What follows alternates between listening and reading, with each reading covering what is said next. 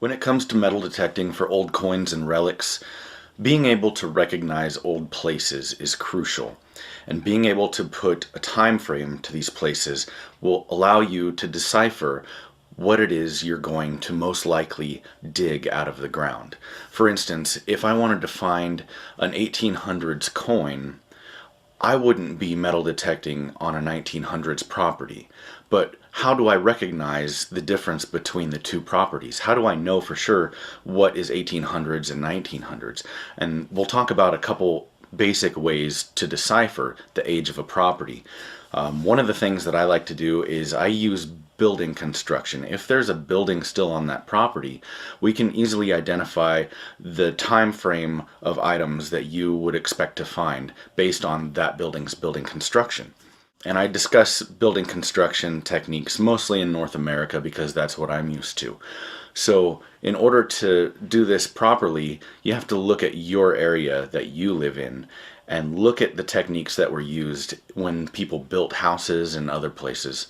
So that way you can look at these structures and get an idea of how old they are. I personally prefer to find locations that used to have structures on them that, by looking at today, leave no evidence that there was ever something there. The only way that you know something was there is because you did your homework. Those are the places I like to find, because when you find old structures that are still standing, it draws attention from people like me that like to metal detect. And the chances are that even if you gain permission on that old property, it's probably been detected before, and your odds of finding cool coins and relics are drastically decreased then because it's already been hit by other people. So, how do you locate where something used to be? That's where research comes in. The research technique that I typically use is internet-based, and I like to try and find old maps of the area that I'm interested in. And on these old maps, usually buildings and structures were marked. Using a digitized copy of these old maps, and by digitizing I mean you could just take a picture of it or scan it or somehow get it digitized and put it into your computer. After you've digitized the historic map, open up Google Earth and overlay that image to the area that you're interested in, and try and stretch the corners so that old roads match up with current existing roads. And I like to use rivers and mountains because those are stationary. They typically don't change a whole lot over the course of time. So how do you find old maps? Well, old maps are usually digitized and then put into some sort of catalog on a website.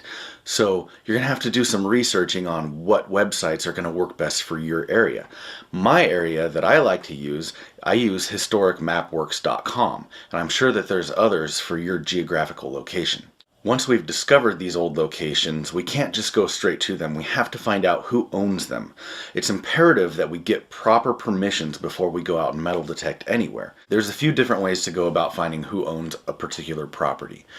Your county assessor should have the records on file. Once you have the name, it's as simple as Google search in that area and then finding out what their phone number is or a physical address, a door that you can knock. That's kind of the long way to do it though. The county assessors can be slow. Sometimes you have to pay to get in there. Maybe they're only open from 3 to 5 o'clock on every other Thursday. Sometimes you run into problems like that. One of the more convenient ways that I personally like to use here in North America is a website called Report All USA, and it's a Google Earth overlay that shows property divisions and who owns the property. Once I find the name of the property owner, I just Google their name and the county that I suspect that they live in, and usually that will generate a phone number or an address to where I can seek that person out and ask permission.